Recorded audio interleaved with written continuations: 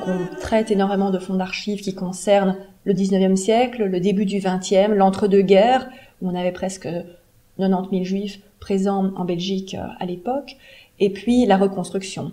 Donc le lendemain de la guerre, comment s'est produit cette reconstruction dans l'immédiat après-guerre, comment les gens effectivement ont pu se reconstruire une famille, retrouver un travail, essayer de faire tout ce travail de résilience aussi psychologique, tu as surmonté une terrible épreuve. Et on a essayé aussi de reparler de la reconstruction des communautés juives, donc comment la vie juive s'est reconstituée, comment l'adaptation s'est faite également à travers les archives des communautés dans les années 60, 70, 80 jusqu'à l'actuel. Dus we zijn in de eerste instantie begonnen met het beschrijven van archiefmateriaal dat bij ons zit, dat bij het Rijksarchief zit. Dat is in de eerste plaats natuurlijk de hele grote archiefbestanden van de overheidsadministraties. Dat gaat van provinciale archieven tot archieven van overheidsdiensten. Ik denk bijvoorbeeld aan de ministeries, bijvoorbeeld de dienst van het ministerie van Justitie, die bevoegd is voor de organisatie en het toezicht op de Joodse eredienst. Verder denk ik ook aan de archieven van de rechterlijke macht, hoven en rechtbanken, maar bijvoorbeeld ook gerechtelijke politie en dat soort dingen. Daar zitten ook heel veel relevante dossiers en relevante stukken in. Ik denk ook nog aan bijvoorbeeld archieven die verband houden met de Tweede Wereldoorlog, met de repressieperiode, met de anti-Joodse vervolgingen tijdens de bezetting en met de nasleep daarvan, sequester en dat soort dingen.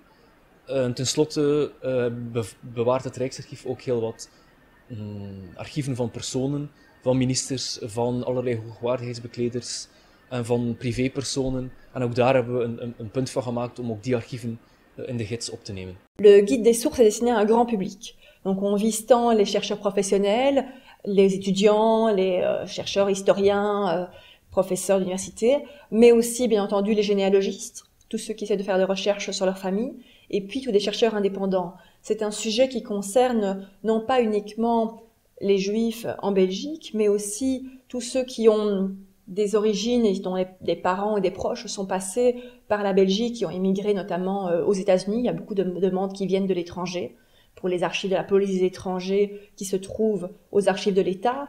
Vous n'êtes pas sans savoir que la Belgique a les meilleures archives, a gardé le plus beau fonds d'archives de dossiers individuels de police des étrangers. Les demandes sont très très nombreuses. Eh bien, ces demandes pourraient être encore amplifiées parce qu'il y a d'autres fonds qui peuvent concerner des gens qui sont à l'international, qui recherchent les traces de leur famille, de leurs proches. Et grâce à un tel guide des sources, ils pourront voir beaucoup plus rapidement qu'est-ce qui existe, qu'est-ce qui les intéresse et comment effectivement retrouver les dossiers qui leur parlent et qu'ils souhaitent consulter. On peut faire des recherches pour chercher les traces d'une seule personne, une seule famille, et aussi des recherches transversales sur une thématique.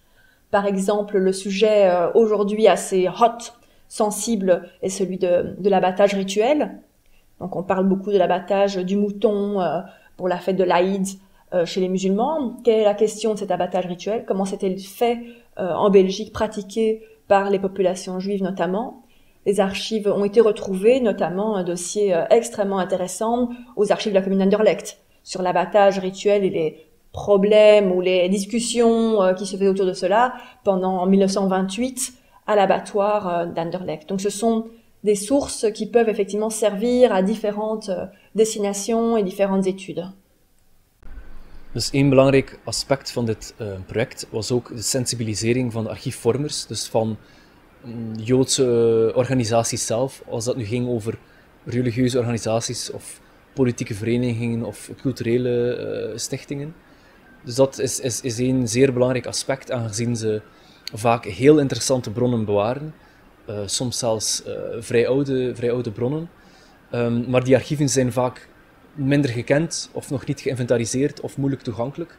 En in die zin vonden we het belangrijk om ook de Joodse gemeenschappen bewust te maken van hun eigen erfgoed en waarom deze archieven moeten bewaard worden voor de toekomst. En ik hoop dat we daarin zijn geslaagd.